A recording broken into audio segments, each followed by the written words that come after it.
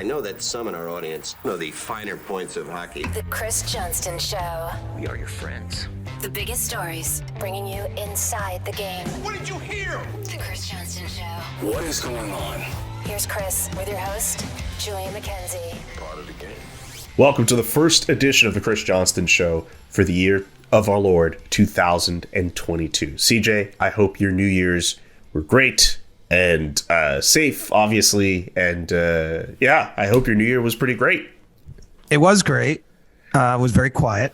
But, yes, you know, I must say, I love the holidays, as we've talked about. I also love New Year's. Like, there's something kind of renewing about flipping the page on one year and starting the next. And I think, you know, no matter where you're at in your life, like there's a natural process that goes on where you reflect on where you are and where you're going.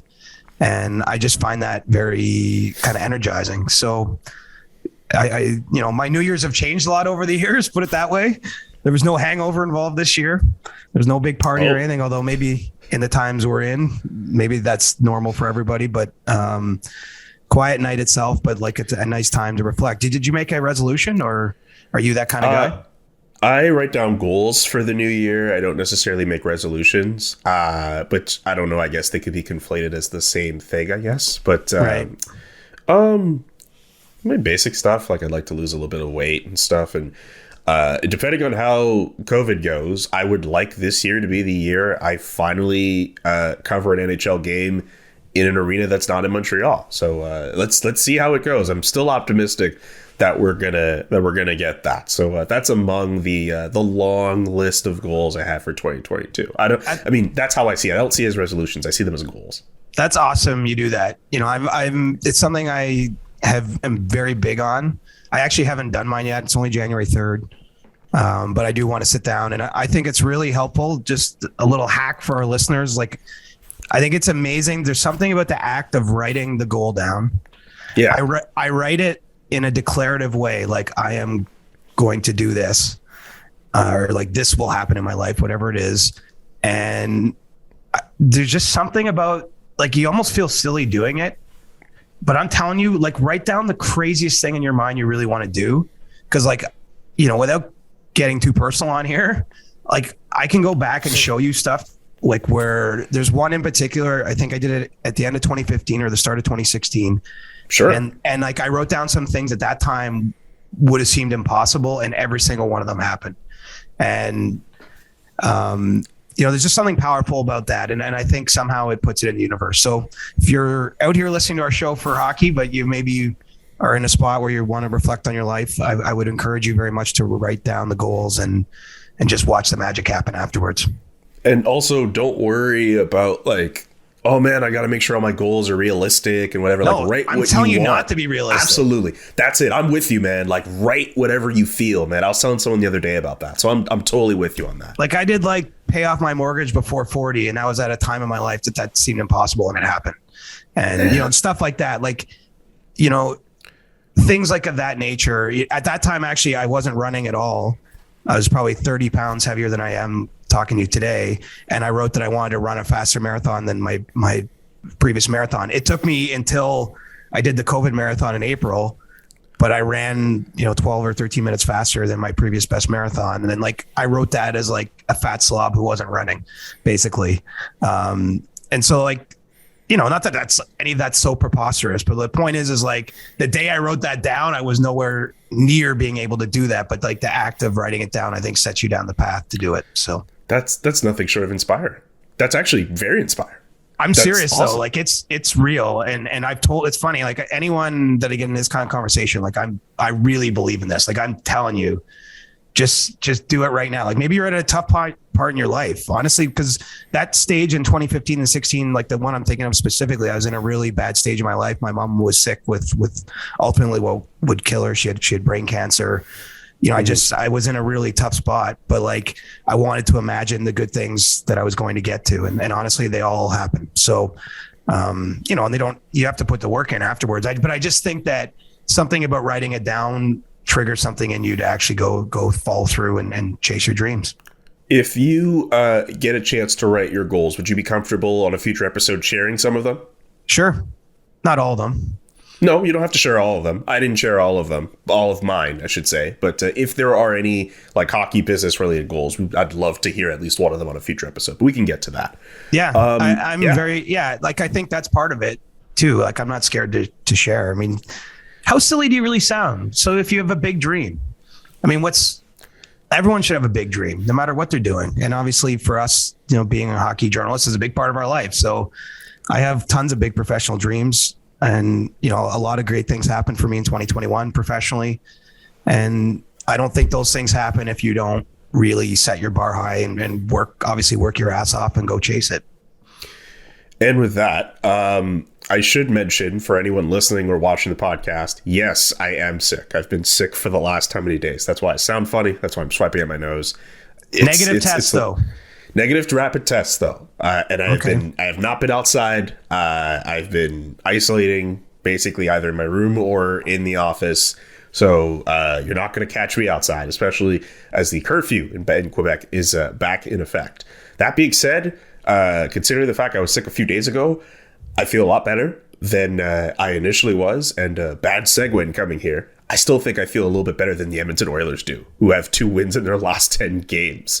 And I don't know if you noticed some of the discourse around the Oilers over the weekend, but I've noticed a couple people I'll tell you, the Ask CJ people notice. I got multiple Edmonton Oilers coaching related questions over the weekend when I solicited those questions. Let's jump into it. So like, just as like a one fell swoop for all those questions, like what have you heard about the Oilers with regards to any changes with coaching, management? Is Mike Babcock coming out of the rafters to coach the Edmonton Oilers? Because the more I think about it, and I know we had the episode where we discussed him like a couple like live in Adam's basement. Yeah, I think it's going to happen. That's just my gut check at this point. I think Mike Babcock is going to come back and coach the Edmonton Oilers either this year, next year, whatever that contract expires. It's going to happen. Well, it's a huge card that Ken Holland can play, right? Yes. I don't know. I have no specific knowledge that Mike Babcock would want to do that, but it makes so much sense. I mean, if even you and I sitting dreaming up scenarios can conceive of it. I mean, obviously it's occurred to Ken Holland that the coach that's probably had the most success for him. I mean, maybe Scotty Bowman prior to Mike in Detroit, won an extra cup, but a coach that had a ton of success for him that's just sitting there, he's working at the University of Saskatchewan, but presumably is rather available, gets a chance to coach 2 of the best individual offensive players in the league and a team that's underperforming. It makes sense. At this point in time, I don't actually think though that Dave Tippett's job's in serious danger. Like they play a game Monday night against the Rangers, which that game might already be played when you're listening to this, but it's not like they need to win that game, I don't believe, to save his job. I mean, there's still 6 games above 500 entering that game, but things aren't going well. And Dave Tippett's in the final year of his contract. And even deeper than that, even if he had 3 years left on his contract, this season carries such huge implications for the Oilers. Like they can't afford to mess around with even potentially missing the playoffs. And I don't think they're going to, because, they've slipped down to a wild card position after winning 2 of 10. I do think this is probably just a bad run in their season. I don't suspect they're going to only win 2 of the next 10, no matter who's coaching the team. And so I still see too good of a team, but there's still, the problem is, and it might be personnel, Julian, honestly, because they score a ton, right? Best power play in the league again, which has been a couple years now running. And they've the 2 top scorers in the league, but they do a lousy job of keeping the puck out of their net. And, I put some of that on having a 30-year-old Mike Smith, who's again injured, basically hasn't been healthy enough to play all season. Mikko Koskinen sort of is what he is. He's had actually some really good runs, but other times where it's not so good. And, that's why I think getting a goaltender is more important than changing the coach right now, myself. But look, there's a huge amount of pressure. I know that they've gone through their meetings, like they're internally, the discussion isn't all that different than what's happening externally, just about like, what do we do? But I don't get the feeling that they're on the verge here of making that change. But like I say that on a Monday, and if they lose the next 3 games, maybe that changes by next weekend. this is sports. This is what happens, right? I mean, I get the feeling there's a lot of belief in Dave Tippett, frankly, but at a certain point, you might have to pull that trigger. And so I don't think they're there today, but Mike Babcock doesn't have to say a word. Nobody has to ever comment on this. And it looms kind of as this idea, right? And look, at the players are on the internet. The players have the same idea as you and I have. I mean, yeah, it could happen, but I still think that they're going to try to pull out of this first. And honestly, I think the pressure shifts to the front office pretty quickly. I know we have seen basically no trade activity. Like, I don't even mean no trades. I mean, like, the whole league is just trying to get through what's just happened, right? More than 150 players in COVID protocols since, like the week before Christmas. And so, I think that getting a goaltender might be the easiest move. Yeah, and I know we've thrown around names like Marc-Andre Fleury. I'm trying to think of some other names who might work out. What about Carey Price? You've seen that too, huh? Yeah. I'm just kidding. Yeah. I'll tell you. I'll share this because I don't think I'm betraying his trust. But we got a little TSN Insiders group chat, and Pierre LeBrun during Edmonton's last loss was just being a troll in the group chat, like not actually spreading what he thought was a real rumor, but saying the Oilers need Carey Price, and so that was in my mind. So shout out Pierre, but at least the way I read those messages, I think he was being very tongue in cheek as opposed to saying that's something he was hearing was going to happen. I feel like because even like an accidental tweet that you guys have to erase forever, like that's enough for people to just kind of hang on that and be like, well, what if they actually were looking at it? And some NHL team. I got to tell you, now that I'm in that group chat, since late September when I signed my deal with TSN, I wish the hardcore hockey fans could just drop in and see that group chat. What's hilarious to me is Bob McKenzie's still in it, even though Bob is very much enjoying semi or mostly retirement. Bob isn't phoning around to GMs trying to hunt up, who's injured and what's going on. He did that for so long, but he'll just throw Bobby Margarita stuff in there at times, or it's a really entertaining place. If you were a hockey nerd, and I say that with love because that's what I am. Yes, it would be your dream to get dropped in that group chat, just even for a couple hours when it's hopping, and it's kind of my dream that I get to be in there. So. Anyway, I'm not trying to rub it in, but honestly, I wish I could share more of that with you. But clearly, the way that group chat works is if we mostly don't talk about it. I don't know about you, but I mean, I think a nice consolation prize is the SDPN group chat with you, me, Jesse, Adam, and Steve. I think that's pretty cool. There's some fun stuff that gets thrown out there. It's been pretty quiet lately, actually. If you hope you have a Merry Christmas, guys, or Happy New Year. It's been more. It's been less goofy lately, but I think it's hard to be in a goofy frame of mind right now too, right? I mean, you're sick. Yeah. Everybody's sick. Everyone's sick and tired of everything. Maybe I gotta light it up with something. I gotta find something funny to get the guys going. You should tell Steve, and I'll get back to the Oilers. I have one last question on that in a second. I know some people they notice hey, you can't be going all over the place. But I think the last time I wrote in the chat, I think I caught up on one of the best of episodes that the SDP had. And I listened to the clip where Steve bought a kayak. And I wrote Steve, why did you buy a kayak? And he got really mad. What are you trying to do with this kayak, bro? You buy a whole kayak and you can't even bring it. You have to get a friend to bring it home. What are we going to do? Paddle on the road? Okay. All right. So here's a question I had about the Oilers. And again, sorry for going all over the place with this topic. I'll be more focused. I'm not sorry.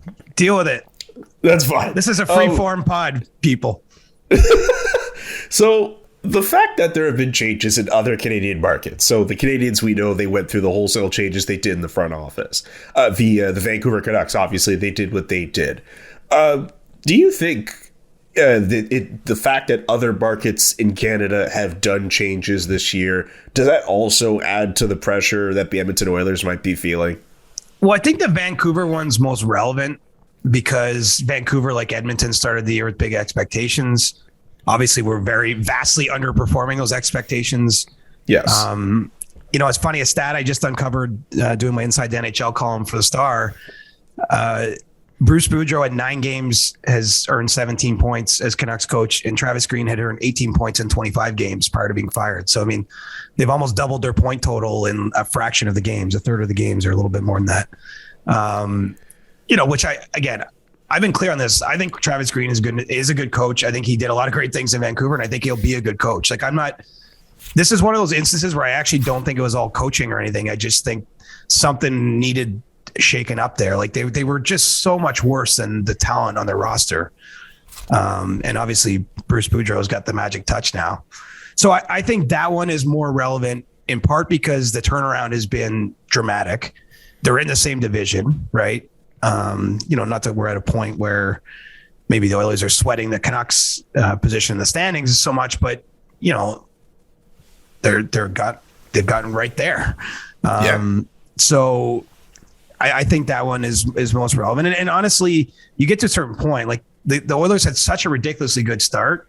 Like they're still above 500 after this run. Like that's the amazing thing. Like if they pull out of it now, I think the coaching talk will go away altogether because they're going to have a great record. It's just they're getting to the crisis point where something has to happen. And, unfortunately for those that work in the coaching profession, the easiest thing sometimes is to fire the coach, even at times when maybe isn't the right thing. It's just the easy thing, or it's the move that's in front of you. It's the card you have to play. So that's true. I do think that there is a little bit more heat because of what happened in Vancouver. The Montreal situation is so unique. I mean, this whole Canadian season, like, I don't even know what to call this. Like they go on that ridiculous cup run, and then the summer. I mean, we don't have to review the events, but it's such a strange year. Like if Montreal just is like decent again or even good next year, I won't even be that surprised. I almost feel like this is just such a strange season. And like they've had so many players injured and COVID. Obviously, they've been shut down here in the last few days. Of course, yes. It's a weird year in Montreal. I think Vancouver's year is more normal, and that team that was supposed to be good was really bad. They make a change. All of a sudden, they catch fire. If you're in Edmonton, you might be wondering, hey, maybe Dave Tippett is a good coach, but we just need to switch that mix. And I know they've played that card a ton, right? There's been so many coaches in Edmonton. I think that's part of. Well, in fact, I know that's part of. They don't want to send that message even to the players. And every time we hit a tough patch here, we'll just throw a new coach into the water with you. So, I do think that you're caught. But if you're making this decision, if you're Ken Holland, you're caught between those two feelings, right? You don't want to do anything that's. I think it'd be the hard part about being a GM is having a feel for when to be patient and when to be decisive and take a swift action. Because in the moment, in hindsight, we write the story, right? And in hindsight, it's always clear, like, oh, what an idiot he did that, or what a stroke of genius. But in the moment, as we all know, living our lives and having to make big decisions or choices, it's not always entirely clear which hallway to walk down. By the way, before I get to the next topic I wanted to get to, you did mention the Canadiens. I should mention for people who don't know, I think TVA mentioned there were like 8 different candidates for that job. I think Mark Denis on that list, who some people who listen to the TSN broadcast are like, why do they have the analyst there? But this is a guy who's been around the league for quite some time. Daniel Sauvageau's on that list. Daniel Briere's on that list as well. Mathieu Darche, we've mentioned before, on that list. I know you. Anything on that before we move on here? Just because you mentioned it really quickly. I think that they're at the outset of the process now. Essentially, I mean, now they've sought permission from those working in the league or for NHL teams like Briere and Darche, Luongo. Yes, sorry, that's like the big. Yeah, sorry, I forgot the big name in Roberto Luongo. Yes, and so now they start to have those conversations and narrow it. So I still think Mathieu Darche is a strong candidate. Which we've talked about extensively. We have. Just given, he's been riding shotgun with Julien Brisebois, probably considered the best GM in the league right now. Certainly a very smart guy who's had tons of success. So, I think that he still would be maybe what we might call the favorite, but it's way too premature to really label it. I mean, he's a strong candidate, and a lot of it will come down to how those interviews go, what's laid out in terms of a plan. It's a really important process that probably those of us that don't get to be part of it overlook because we're all just racing to figure out who the GM will be. But for an organization to get a chance to talk to 8 people, say if it ends up being 8, you get to hear 8 people's visions on what you should do. And if you're not stealing some of those ideas, you're not trying. You're not doing it right. Like if you're Jeff Gorton, it's a really valuable exercise. Even Jeff Molson, right, who's been in the trenches and knows how they got to. Like he's had behind the scenes view and all the decision making that's happened over a number of years. But sometimes you need a fresh set of eyes or view on your maybe the way forward. And so this is actually like a really critical time for them, I think, to start building out a plan, to brainstorm where to go, and then obviously the decision of who the GM will be. Is a big one for sort of obvious reasons, but I think this period they're in is actually very valuable, and probably more valuable than anything they're learning watching the players at this point, because again, bit of a lost season on the ice, to say the least. But let's remember the draft is in Montreal in July. Yep, they got some draft picks. Like all the crap of this year will be gone away by the time we get to Montreal for the draft. In terms of that, like the organization, I think will be ready to turn a page. Maybe you'll have seen some trades by then. The new GM presumably will be in his or her seat, and then you make those picks in your own building. Like that's the beauty of sports. Like as much as this season is being played under a massive cloud in Montreal, the clouds will part by on or about July 7th and 8th when the draft is there at the Bell Center. And hopefully the weather will be better by then. It's like minus 21 outside my window, which my brother, me and you are going to be in person then. It's going to be great. Montreal in the summertime. Dude. I mean, I love Montreal at any time, but I first started going a lot in the summer when I was younger, like 18, 19 with my friends.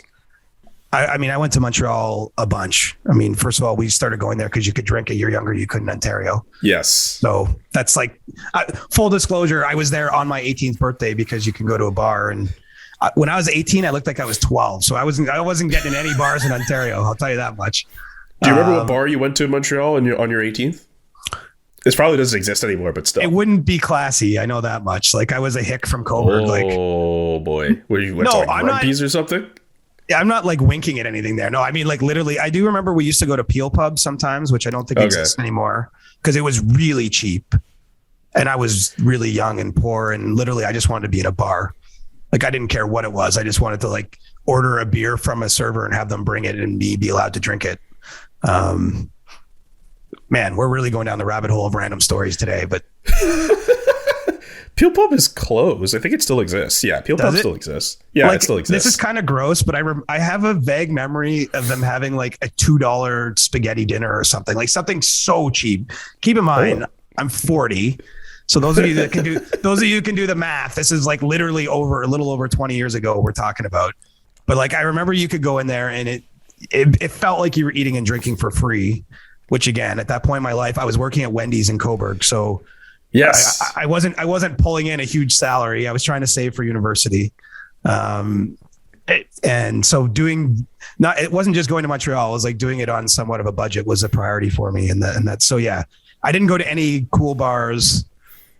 Nothing about that was cool, except that I loved being there and I was there with my buddies. And so I spent a ton of time there in the summertime over the years, and it'll be cool to be back in July. Oh yeah. I don't know. I'll take you somewhere nicer than Peel Pub. You're gonna take me somewhere nicer than Peel Pub? You're gonna take me somewhere? And I'm buying the tab, my man. Okay, all right, fine. I bought the tab last time. I'll let you have the one this time. That's fine. That's very fair. This podcast is sponsored by Manscaped.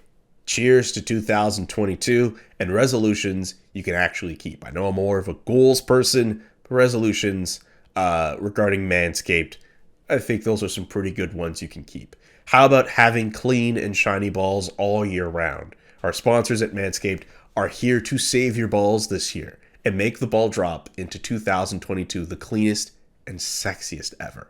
Set your first New Year's resolution with good intentions and join the 4 million men worldwide who trust Manscaped with our exclusive offer. Go to manscaped.com and use code CHRIS21 for 20% off free shipping. We've got some pretty great products. I tried to show some on the last time I did a Manscaped ad, and Jesse thought I was wilding out a little bit, but I'll tell you, man, the shavers, the creams, the wipes even are really great. Some great stuff from Manscaped. Get 20% off free shipping with the code Chris21 at manscaped.com. 20% off free shipping. Sorry, 20% off with free shipping. 20% off free shipping would be okay, but 20% off with free shipping, excellent. And all you have to do is go to manscaped.com and insert the code Chris21. New year, no pubes in 2022 with Manscaped. Does this sound familiar to you? You've got one device that lets you catch the game live, another one that lets you stream your favorite shows, and you're watching sports highlights on your phone, and you've got your neighbor's best friend's login for the good stuff. Well, I want to tell you about a simple way to get all the entertainment that you love without the hassle, and a great way to finally get your TV together. It's called DirecTV Stream, and it brings your live TV and on-demand favorites together like never before, so you can watch your favorite sports, movies, and shows all in one place. That means no juggling remotes and no need to buy another device ever again. And the best part, there's no annual contract. So get rid of the clutter and the confusion and get your TV together with DirecTV Stream. You can learn more at directtv.com. That's directtv.com. Compatible device required. Content varies by package.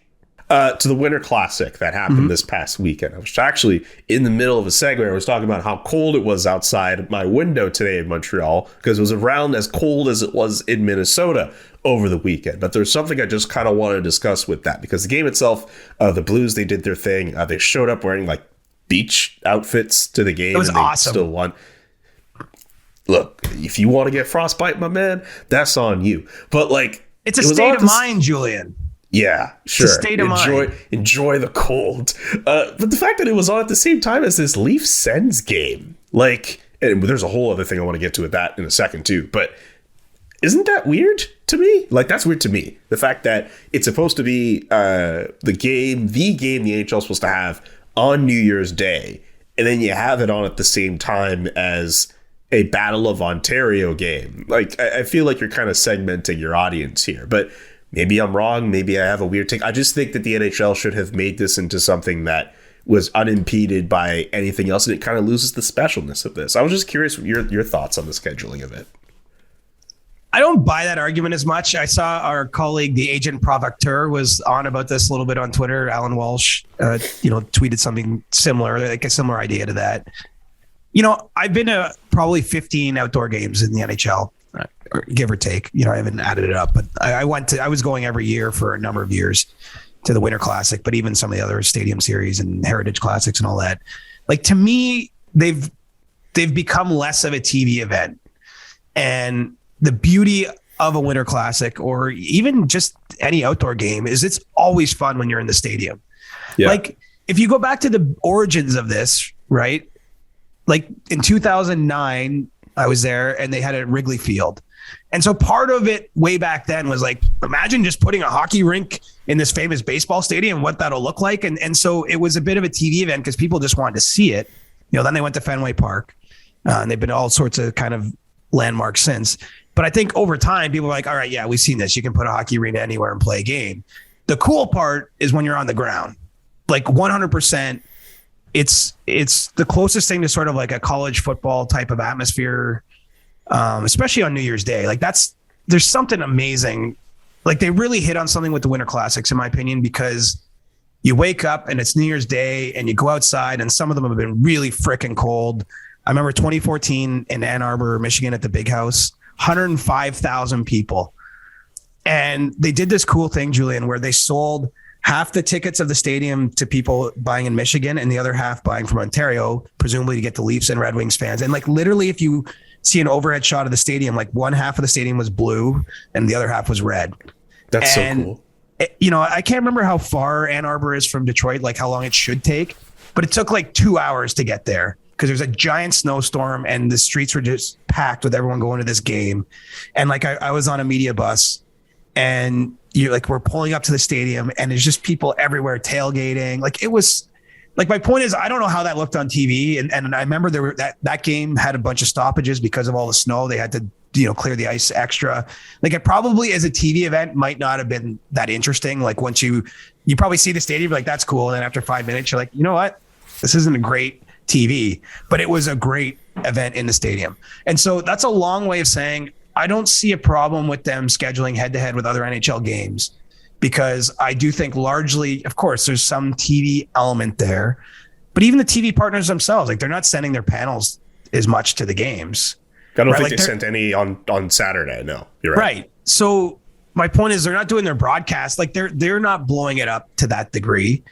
And so I think it's just fine to have it be an amazing event in Minnesota. I wasn't at this one, but I have to, it's a full stadium and it's the coldest one that ever played or recorded. And like, I bet people will remember that the rest of their life, honestly. Like being outside, like if you took your kid or you went with your best friend or whatever, and being that cold, like bundling up and like watching a game. I love that there's lots of goals. I've been to some of these where either the ice isn't just good enough for players to make plays, or maybe they're so distracted, whatever. Like I've been to a lot of these games, it feels like, where it's, they're playing for like a 3-1 score. It was cool to see a bunch of goals in this one. I know Minnesota wasn't happy. They went down big and sort of rallied, but couldn't get all the way back. But anyway, I think it's a really fun event. It became popular at a certain point for people to start banging on this and saying it's stupid or whatever. But I'm telling you, I've been to outdoor games everywhere. I was in Regina, Winnipeg, Boston, Chicago, Pittsburgh, Buffalo, Edmonton, like Toronto, even the Centennial Classic. Like, I don't know if anyone who isn't a fan of the Leafs or whatever might not even remember that game, but they played an outdoor game on 2016, January 1st, and it was amazing fun. And so I love these events, but I think they're more for the people on the crowd than those sitting on their couch on TV. And so no problems from my end if you're scheduling other things. Because look, it was also Saturday night, right? Yeah. Like, were you not going to give Hockey Night in Canada their window to show a Canadian game too? I guess, but also like you have, like, I mean, any other weekend game, like I get it, but you also, there's two things here. There's one, the fact that you have the Winter Classic, which again should be the marquee event that you have on New Year's every year. But also what I'm normally used to seeing is that game being on in the middle of the day where not much else is on to go up. Maybe you go up against a random bowl. In this case, you had that game, which had a lot of goals. And then one of the greatest Rose Bowls we've seen in quite some time between Ohio State and Utah. I don't know if you got a bit of that game. That went down to the wire. And I'm like, oh, man. Like, I can imagine if you're trying to get the American audience here, but I mean, they're always going to go to those bowl games. But, man, they went up against a great bowl game. But visibility is so tough with the outdoor games when they're played in the afternoon. Like numerous have been delayed to the evening that were meant to be scheduled for the afternoon. And so I think, I didn't ask anyone specific to why this one was scheduled for 6 p.m. local in Minnesota. But my guess is because we've seen a number of games that were afternoon scheduled outdoors that they had to push it on. One thing I hope they do, and the business model might not be there for it, but I loved when they were at Lake Tahoe.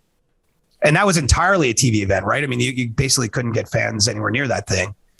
But that was spectacular. And so I think it'd be cool if the league just mixed in, again, because part of this is just economics. Let's take it to a stadium where 105,000 people can buy beer and concessions and whatever. That's good for business. Just don't do it in the middle of the day where the sun might shine on you a little too hard. Right. Anyway, I didn't have a problem with it, but you and Alan are entitled to your opinions, and I'm sure you're not alone out there. But I really do believe these games are for the fans in the stands getting all bundled up and sneaking in maybe something to warm themselves up, if you know what I'm saying. I get it. I think the people at home should deserve a piece of that pie too. I would love to be able to go to a game one day, and one big entry point would be for me to watch these games unimpeded from anything else. But did you feel like you had to watch Leafs Senators so badly? No, I didn't think about it for me. I watched the bowl game and the Winter Classic. I thought about it for people who are like Leafs fans, right? Or Sens fans. Like, right. What if they wanted it so much, right? Like the Canadiens actually played at 1 p.m. that day. So even if there was Leafs Sens on, if the Canadiens were playing, I would have been like, oh, well, that sucks. I'm watching the Canadiens go on against this Winter Classic game. But I wasn't as worried as much. I was actually trying to think of other people, CJ. That's good of you. And the one bit of your argument I will accept is that if you're, say, a Leafs fan or a Senators fan, that might be the one time you watch the Minnesota Wild play all year other than when they play your team. like, you might be inclined to watch that game. Whereas, like I'm a sicko. I'll just sit there and I'll watch any NHL game that's on that I can, get on my TV. And I almost don't care which two teams it is. But like, I realize that most people aren't fans to that degree. I don't, for example, I watch the Raptors play the NBA games. I don't watch two random NBA teams because I'm just not a big enough fan of the league to care about two random teams. So yeah, I mean, you could get more exposure for some teams nationally and stuff like that. And as we said, my man Kirill Kaprizov gave him the CJ award for 2021, and he starts 2022 with a bang. So life's good. Proud of the man. I should also mention too that Leafs Sens game, unless I'm wrong, that's like the first game since those rules and regulations on capped attendance came in for the province of Ontario. I don't think any more than I don't know how many people were in the arena for the Leafs Sens, but 989. 989. Like we're under 1,000 people. And their previous game was like 18,900 against Chicago mid-December. So they saw a reduction of 18,000 fans in like 2.5-3 weeks. This is the last thing we'll get to, and then we'll get to some questions from. Are you trying to get me in trouble here? No. Because I found my own trouble on Twitter on New Year's Eve with this. So okay, here's the thing: we don't have to go into this if you don't want to, because I understand that you put out a tweet where you're talking about the fact that hey, we need to find a way to put fans in all Canadian arenas ASAP. I understand. If you want to take this and clarify a few things, this is the vehicle to do it. This, my opinion, personally, like I wish we could do that. I wish we could have fans in there, but Omicron is out here. Like Miss Rona is doing their thing, and I live in a place where there's a curfew. So like, I'm looking at everyone else just kind of like, at least you guys get to do stuff, right? So there's a bit of envy, but yeah, the problem is like we're all living this, right? Like we all are. So everybody has opinions on this one way or another because it's like such a predominant, huge thing in our lives. There's a lot of nuance, and obviously there's a lot I don't know, right? Like I can't pretend to be an expert on what the situation is in Ontario hospitals right now. So I should probably just shut up because some of this is way so far beyond my scope. But it's hard not to be a little bit frustrated 2 years in, I got vaxxed as absolutely soon as I possibly could under the rules and by my age range here. I'm actually getting my booster tomorrow, which is exciting. And, I'm not an anti-masker. I'm not an anti-vaxxer. It's not vaxxer. It's nothing like that. It's just at a certain point, I feel like we kind of have to let people live their lives a little bit more. Like we done all these rolling lockdowns here and we still ended up in this place, right? Like at a certain point, where's the carrot? But look, this is where if you want to attack me, you're going to say, but yeah, CJ, people are dying and there's not enough beds and all that. And maybe that's the case. There aren't enough beds. Like it's a weird situation and right so, now. Like, look at, I do get it. It's just, you see each, like this isn't that big of a continent, relatively speaking. And all over this continent, depending on what region you live in, it's like completely different rules. And so like, it's hard not to feel a little bit frustrated. Again, 2 years into this thing, got vaxxed, followed every rule, wear my mask. And it's like, you're saying you can't have anyone at a game. Like how is it fine to have 18,000 people at a game on like December 11th or whenever that game was? And then it's got to be 900. Like let's face it, I got COVID fatigue and I know I'm not alone. And look, I don't have any kids of my own. And I know that, just because I have some good friends with kids, my sister's got kids. Like I understand for them, like the only thing that really matters is can we create circumstances where kids can go to school? And in Ontario, it looks like right now kids are not going to now be able to go to school again, which, it's way more important than whether me or someone else gets to go sit in an arena and watch an NHL game. But I guess I kind of feel like there's no plan and it's all just reactionary. And I didn't have much faith in the Ontario provincial government anyway, but I've lost any bit of faith in them since this has started. And maybe they were in a position where they couldn't win just because this is literally a 1 in 100 year pandemic and there was no perfect way to handle this. But like, this is an airborne virus proven to have like virtually zero spread outdoors. And these guys closed golf courses at one point for like 2 months. Like Yeah. I just feel like logic hasn't always been there. And I also, this is a thing, and there's no way to quantify this. So this is going to be an argument. Like I've always said, I'm a very social person, Julian. You are very social, yes. But at a certain point, like when does mental health come into it too? Like there's a physical health element, but then there's the mental health element. And if you tell me I got to stay in my apartment forever, like I'm going to die from the inside that way. Like, and I'm not trying to be trite here. Like, honestly, I realize there's people listening that probably have had serious effects from COVID or know someone perhaps that's died, you know, like I'm not trying to be insensitive to this time. I'm just saying that it's not as black and white as everyone on Twitter wants to make it, where it's either this way or that way. Like, I just think that we have to be considerate of like, how many days do we have on this planet, man? Like, even if you live 80 years or whatever the life expectancy is and have like a great life, like it's still, when I know you're younger, so you might not think of it this way, but like, it's not a lot of days. And I just don't want to see us like waste another year where we can't do anything for what? Anyway, I'm probably said too much because I recognize this is not a perfectly formed argument. And really what it comes down to is I just think we might have to live with a bit more risk. That's really kind of my view on it. And I'm not telling you what to do. Like, if you don't want to go to an NHL game, by all means, don't go. If you don't still want to dine in a restaurant, you just want to get takeout or make all your own meals, that's great. But, some of us still want to do some things. And again, wear masks, wash my hands, watch what I'm doing. If I have any symptoms, I don't go out in public. I'm not saying we should all go bananas here, but I think the restrictions, the 10th round of restrictions is getting like a little bit old when you have a population. Like, that's the other thing. Our population compared to the world, like we have a huge number of vaccination percentage. Like, I know there are anti-vaxxers out there, but there's not that many. Like, we've been a pretty compliant population and obviously very fortunate to live in a spot in the world where you can get vaccinated. Yeah, but compared to a lot of other countries that a lot of places don't even have their first doses, or people just don't have access to that. That's something we also have to be mindful of as well. I just feel like a lot of people have done what they've been asked to do, and we're still back where we started. And it's just like, all right, like what the hell? That is for sure.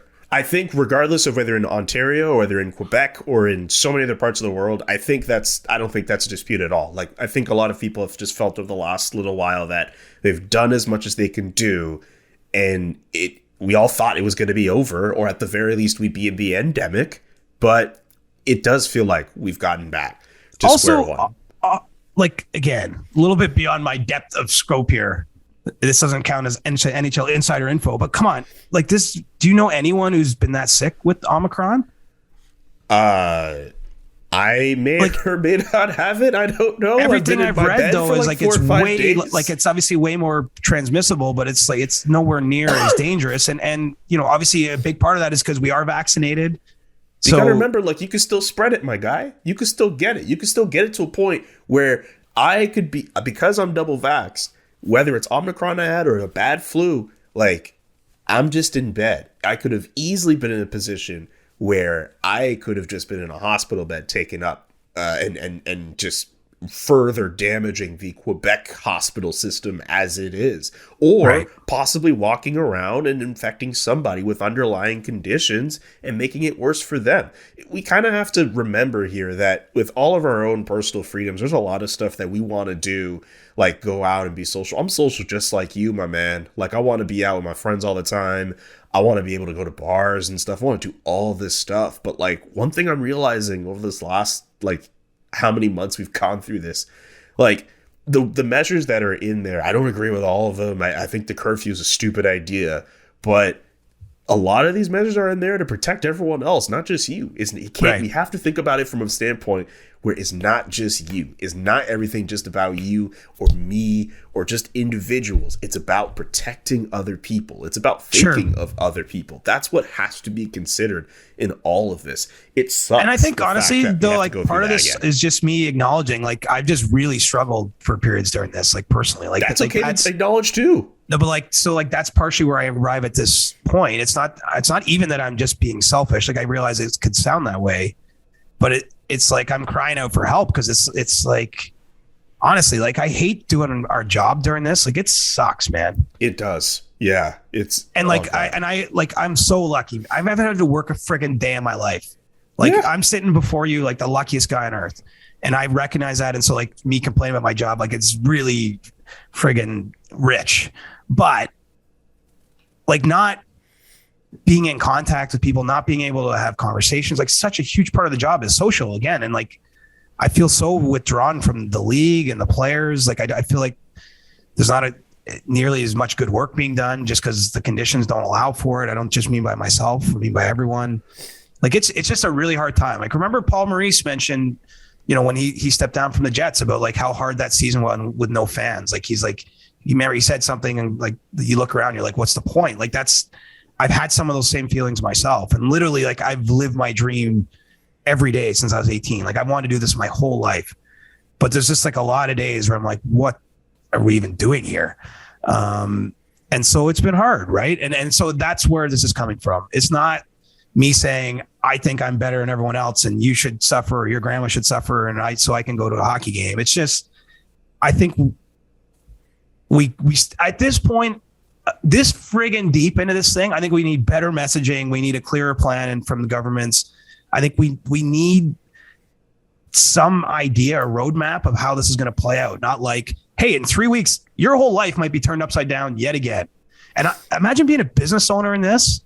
Like people have gotten royally screwed in Ontario. Like I don't know how it's all gone. Like I can't speak to the whole country because I don't know everything. But like there was certain big corporations in this province that were allowed to stay open the whole time and keep their bottom lines going.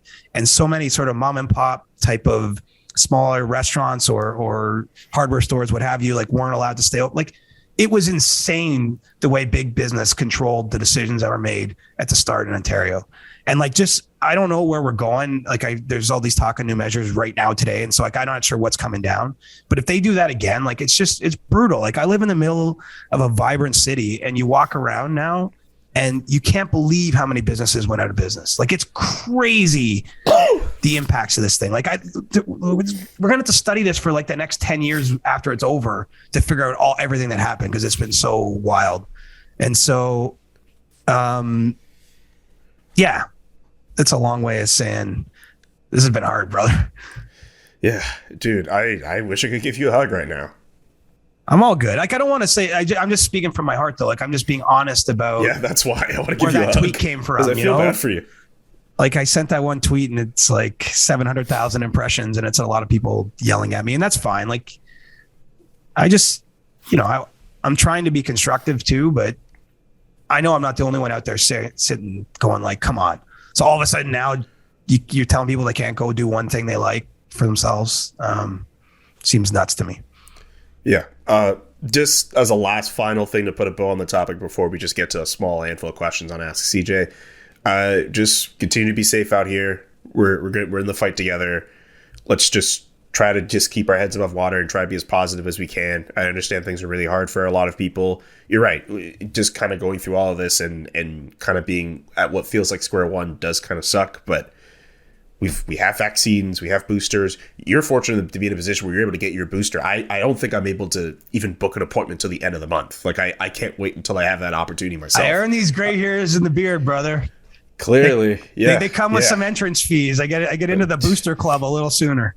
Seriously. Yeah. Jeez. But all that to say, we will get through this, and I'm still pretty optimistic that things will get better with that. And with that, let's go on to our first Ask CJ of 2022, where I'm going to try to keep these as COVID-free as possible because I think we expanded on our COVID quota for today's edition. Every time we're like, let's not talk about COVID, then we just go into a 20-minute unplanned discussion about it. Think about COVID. All right, that wasn't on the list you sent for the show lineup. That was just freestyling. That's okay. That's all right. I think people appreciate you being genuine and honest. Here's this question from Marcus Taylor. If you had to list the top 2 trade targets for the Toronto Maple Leafs, who would they be? I love you, Marcus. I don't know. I fully expect them to make some move before March 21st to address their blue line, but I'd just be naming names of defensemen that I think will be moved before March 21st. I don't have any specific knowledge of who they're zeroing in on or zeroed in on. I mean, a big defenseman name that will go at the trade deadline is probably Ben Sherratt from Montreal. Plays a certain style. I think you could make a case that something like that could maybe work for the Leafs, but I'm not in a position yet to give you specifics. So to be clear, I'm not saying the Leafs are after Ben Sherratt. I'm just saying that's a name of a defenseman that will move. There's not going to be that many. What'll be interesting is what happens in Anaheim, right? Because they have a couple pending unrestricted free agents, Josh Manson, Hampus Lindholm, I believe Rickard Rakell as well as a forward. But, because they've had such a great season, what I would have guessed they would be doing come March 21st might not end up being what they're doing. And so, be curious to see how that shakes out over the next couple months in Anaheim. But, really, because I know people love the trade talk, Julian, I don't get the feeling the trade market's that formed yet. I mean, obviously we can identify a few players that are likely to move just because of their contract status and they're on organizations going nowhere. Like Phil Kessel probably isn't finishing the season as a member of the Arizona Coyotes. I'd be very surprised if he did, as an example. Would the Leafs bring him back? I'm kidding. It's not what they need, and I think that ship has sailed. It's two-pronged answer.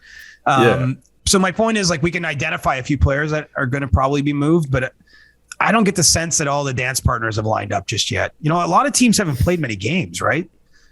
Like, there's a number of teams that are at about 30 games. I think the Bruins might be at 28 games.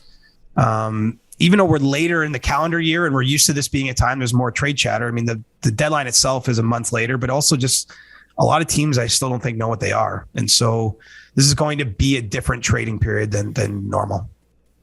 Best bottle of wine, James Myrtle.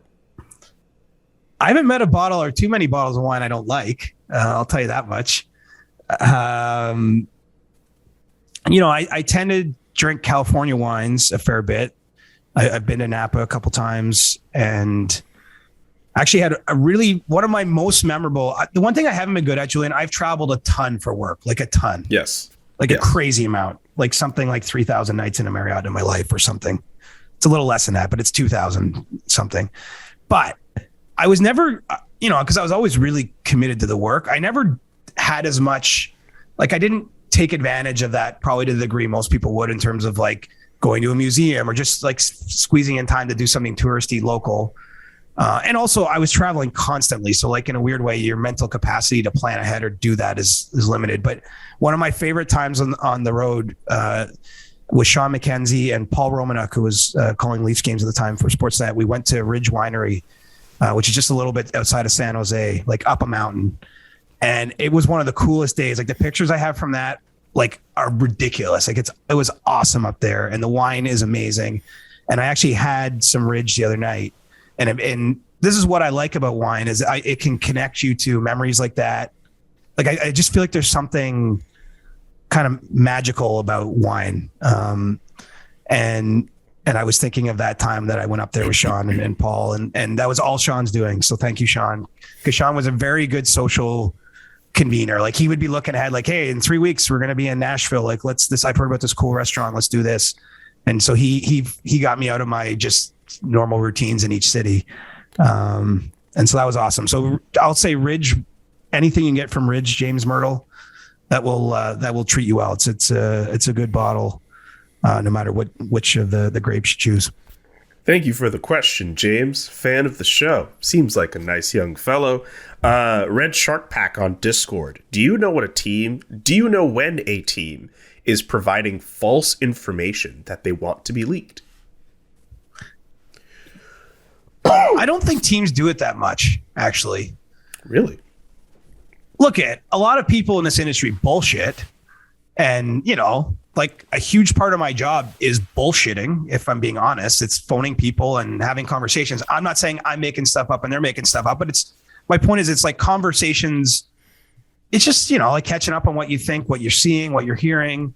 And so like, I think sometimes broken telephone comes into play when false information gets out there, but I don't know too many times when someone has like specifically lied to me intentionally to get something out, for some purpose. Like I think, of course, that's probably happened over time, but I think it happens way less than what you think. I think more often than not, it's just a game of you tell me this thing, and then I tell it to Arpin Basu, and then Arpin tells it to someone, and then like just somewhere along the line, like it's like a half truth or it's a 3/4 of the truth, but maybe not the right context. Like I think that's what happens more than direct misinformation being spread. So you tell Arpin Basu before you tell me? Is that what you're saying? No, you told me, and then I pass it on to Arpin. Okay, I misunderstood the first part. Then Arpin phones James Myrtle, and he's like, "Get a bottle of Ridge wine, and here's this thing that I've heard." And then James goes on his podcast and he tells a 3/4 truth instead of the full truth, just because what he's heard is. That's not a shot. I'm explaining how it works. Broken telephone. I'm explaining how it works. I know. I'm just messing around. Last question for you here from Bootmaster Ben off of Discord. By the way, if you want to join the SDPN Discord, go to sdpn.ca. You're able to click on the link through there. It is a fun, chaotic time, and you'll sometimes come across questions like the following. Do you think Jordan Binnington would really show up to the beach in a $1,300 Versace shirt? Follow-up, would you show up to the beach in a $1,300 Versace shirt? I don't know why I said Versace. I'm not Kanye West. It's Versace. I think first of all, Jordan Binnington has the kind of paycheck where he could show up to the beach in a $1,300 shirt. And I think he's got a bit of swag to him. So I actually do think he would show up to the beach in that shirt. Now, as for me, there's no chance of that happening. Because if I got $1,300, I'm buying Bitcoin. Yes. Or I'm taking my buddy Julian out to something nicer than the Peel Pub. Let's go. Or I'm buying James Myrtle a nice bottle of Ridge wine and saying Merry Christmas, Happy New Year. But other than maybe a suit at some point, I don't think I've ever spent anywhere near $1,300 on a piece of clothing. Like I can't even imagine, honestly. And I'm not cheap. It's just like I'm not in that tax bracket. You know what I'm saying? So and look, if you're someone who likes to do that, by all means, go to town. But I like to put my financial capital in other places. So no, the odds of me ever being in that shirt are between slim and none. But you know what? Live your best life. Maybe Bitcoin will go to the moon and $1,300 shirts won't seem like such a big expense for me. So maybe one day I'll get there, but I'm nowhere near there today. I'm debating between titling this episode $1,300 Versace shirt or TSN group chat. We'll figure that out as this concludes the first 2022 edition of the CJ Show. We got through it. We got honest. We got raw. Thanks for playing hurt today, bud. I appreciate it. I know you're not feeling the best, but you brought your A game still. This is actually good for me because this is a lot better than staying in my room and asking my sisters for food every few hours, because that's not nearly as fun as doing a show with you and actually getting out of my room and going straight to the office while also, just staying in the house and not trying to go out anywhere, just staying in isolation. Thank you to everybody who sent us questions for Ask CJ.